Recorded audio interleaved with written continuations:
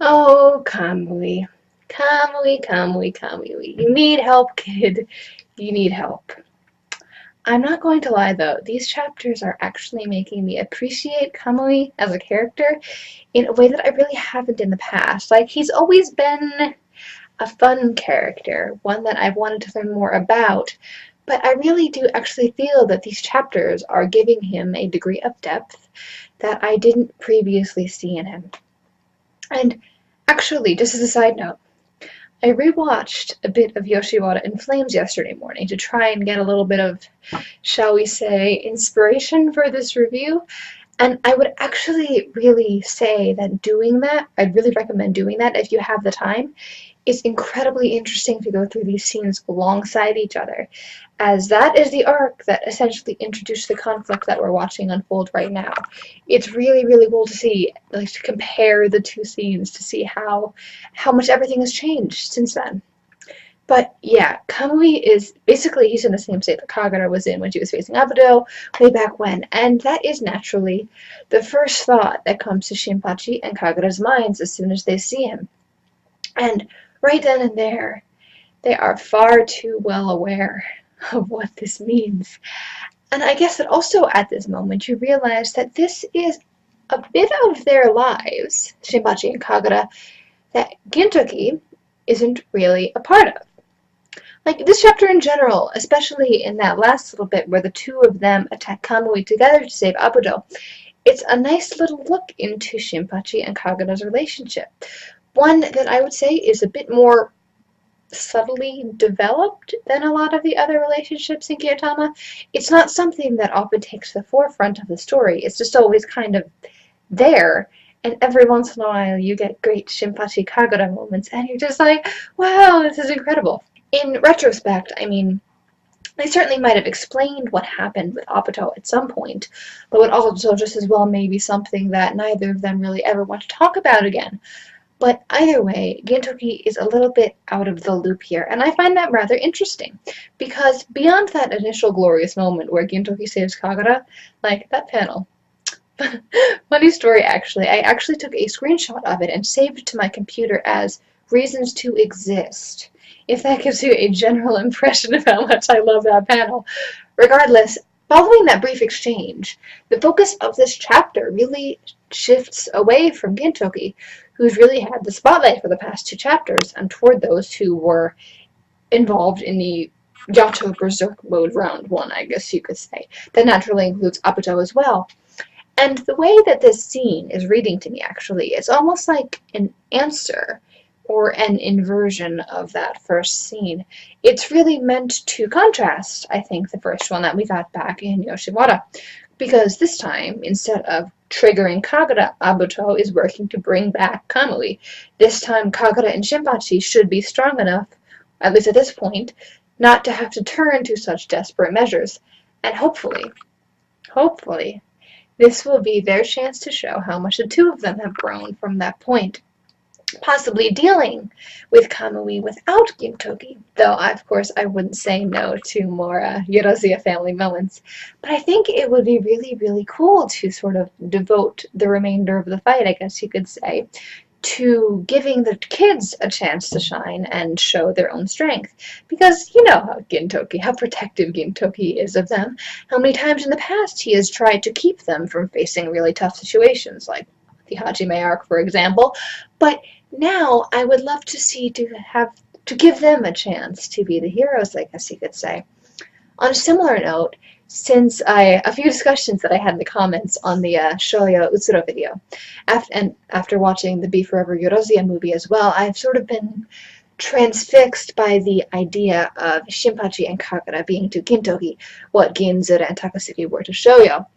And I think that it is a potentially very interesting parallel if Gintoki were to get the chance to see how much his kids have grown this arc, followed by Shoyo getting the chance to see the same of his kids next arc. One last thing about the Yorozia before I move on to Kamui and Abuto. It's another thing related to Gintoki's protectiveness. If there is one thing that I have really liked about this fight, it's that it's not really reading to me as the Yorozuya fighting Kagura's battle, meaning them fighting Kamui instead of Kagura fighting Kamui, but the Yorozuya fighting this battle at her side. It's a very subtle difference, especially as Gintoki has done most of the actual Kamui fighting since his appearance, at least. Like, Kagura fought Kamui plenty before he arrived. But the point is, it's not just him. Kagura stepped in between Gintoki and Kamui. Kagura was the first to drag Kamui from Abuto, and her efforts were compounded by Shinpachi's.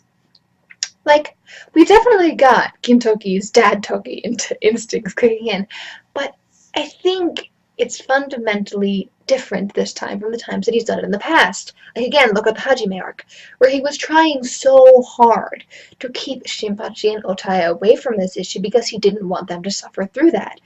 Gintoki is not doing the same thing to Kagura here. He's not. He's protecting her, yes, involving himself heavily, yes, but he is not driving her away from this fight. This is definitely growth on his part. He is not preventing her from facing this. But also, he is not leaving her to deal with it alone.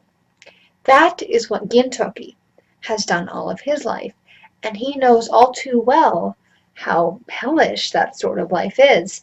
And if there is one thing that Gintoki has learned, it's that going at it alone really hurts you, and it's much better to go at it together. Like, of course, I still want Kagura to be the one who finishes the fight. It'd be kind of a why are you doing this, gorilla, if she didn't, just like it would be why are you doing this, gorilla, if the Joey aren't the ones to finish off the sort of issue. But it isn't just Kagura's fight anymore. It's not just hers. And that is not a slight to Kagura at all, but a credit to how much all three of these guys have grown as people. Like, did you see the look of relief on Kagura's face when Gintoki and Shinpachi showed up? She doesn't necessarily care about being the one to save Kamui. She cares that Kamui ends up saved. If it's alone, that's fine. If it's by their side, that's fine. All that matters is that her brother is saved. Regardless, let's move on to what actually takes up the most significant chunk of this chapter, Kamui and Abuto. Abuto jumped in sooner than I expected, honestly, and so his presence is, well, I suppose, just as important as I expected. It's in a very different way. It's in a way that's far more vocal, shall we say, than I had anticipated. Like, his monologue in this chapter, it was glorious.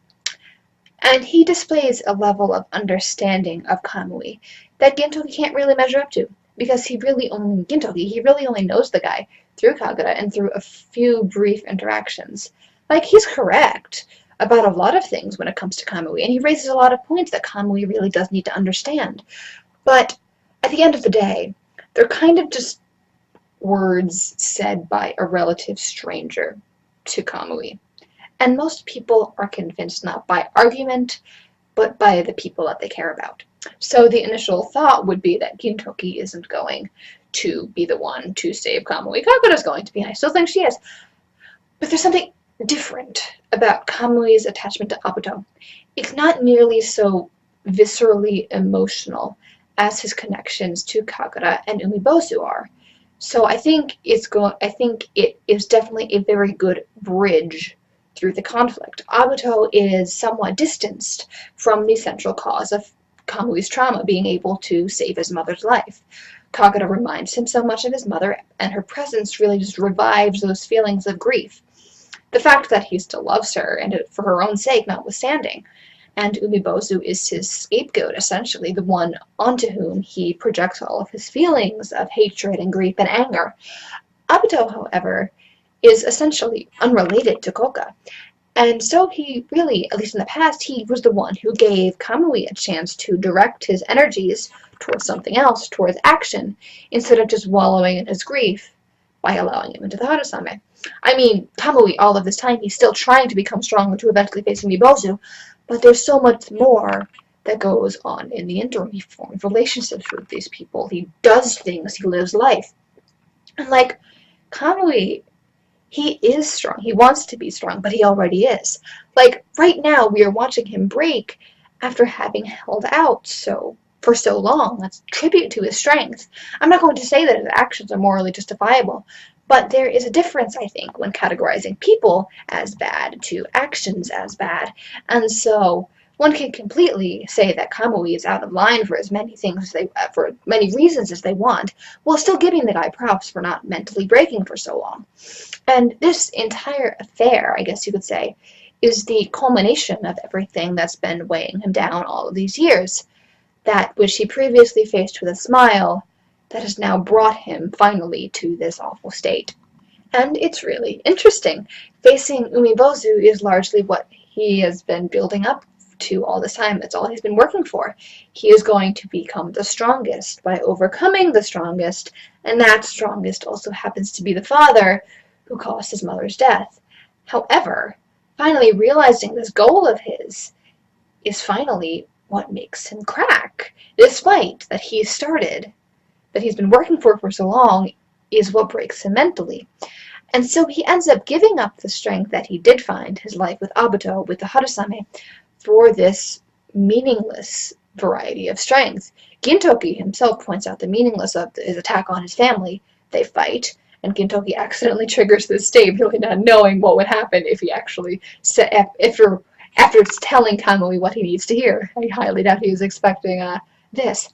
But then, that's where Abuto comes in, and he compounds that message, but in a way that would make more sense to Kamui, as it is more directly applied to Kamui's own life, his own experience, and it's being said by someone he cares about, but that doesn't remind him that reminds him not of his hurt, but of the goodness in life that he has found. And so, we can actually further the Gintoki-Kamui parallel here. Emptiness because of losing a loved one, then to be filled by new love. Gintoki has accepted this. We know he said it a few chapters back. And Kamui may, or he may not, depending on how the scene ends. And even though for most of the scene, Kamui, he's been sticking to his original goal, the one that has been hurting him so badly, this goal that is really just him, I don't know, refusing to accept the suffering that he's gone through he's lashing out, initially, intentionally. Now he's just running on instinct, sort of just like an exaggerated form of what he'd been doing all along, I suppose you could say. And something that now Abuto characterizes as running away from the fight, and starting the fight at the same time, these two sort of contradictory things. And maybe with that little bit of hesitation he showed towards killing Abuto, just like that little hesitation he had in killing Kagura. And now he's faced with the prospect of fighting Kagura again. And maybe, just maybe, this might work out for him. I hope so, I really do. Like, when I finished this chapter, I felt considerably more optimistic than I did last week, I guess you could say.